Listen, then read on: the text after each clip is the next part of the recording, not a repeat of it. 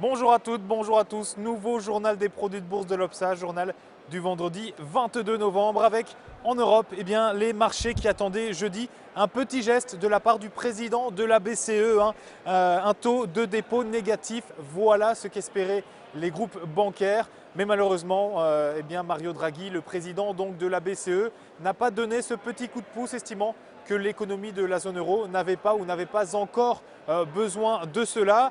Résultat, c'était la déception qui était de mise à la bourse de Paris avec un CAC 40 en recul de 0,34% à 4253 points.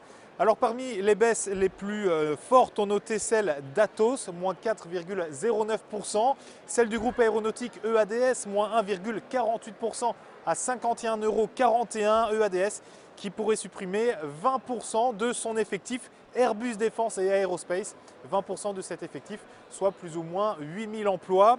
En revanche, Peugeot avançait de 1,38%, alors que le constructeur français annonce la mise sous cocon d'une de ses deux lignes de production de l'usine de Mulhouse.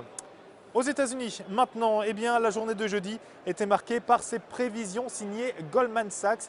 La banque d'investissement s'est projetée de quelques mois jusque fin 2014 et dans 67% des cas, Goldman Sachs estime que le S&P 500 pourrait, à un moment donné, l'an prochain, perdre pas moins de 10%. Cela va évidemment à contresens par rapport aux prévisions actuelles qui tablent sur une progression du S&P 500 qui pourrait même, toujours selon ces deuxièmes prévisions, terminer l'année à plus de 1900 points. Quoi qu'il en soit, ce jeudi, ce même S&P 500 terminait autour des 1795 points, imité par le Dow Jones qui, lui, pour la deuxième fois de son histoire, s'essayait aux 16 000 points. Dow Jones qui progressait d'environ 0,67%. Des indices américains donc bien aidés par les statistiques du jour, à savoir pour commencer l'emploi, puisque le chômage hebdomadaire recule, seulement 323 000 inscriptions cette semaine, c'est 21 000 de moins que la semaine précédente. L'indice des prix à la production, lui, augmente de 0,3% en octobre. Et puis enfin, l'indice flash PMI pour le mois de novembre cette fois, lui atteint les 54,3 points. C'est du jamais vu pour cet indice depuis près de 8 mois. Pour terminer, maintenant, comme à chaque fois, place à la valeur à suivre. Et aujourd'hui, le leader mondial du management de projet, à savoir Technip, dont le titre enfonce le support à 74,70 € et marque de nouveaux plus bas annuels sous celui-ci. Les moyennes mobiles à 20 et 50 jours sont négativement orientées et militent pour une poursuite du mouvement de repli.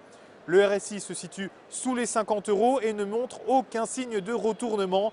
Il faudra donc viser les 71 puis les 67 € en extension, avec toutefois une invalidation au-dessus de 79,64 €. La stratégie qui vous est donc proposée est l'achat du Warrant Pool Put Technique. La stratégie qui vous est donc proposée, c'est l'achat du Warrant Put Technip à C222T d'Unicredit. Son prix d'exercice 75 €, sa date d'échéance le 7 mars 2014. Fin de ce JT des produits de bourse, je vous donne rendez-vous lundi. Passez un excellent week-end.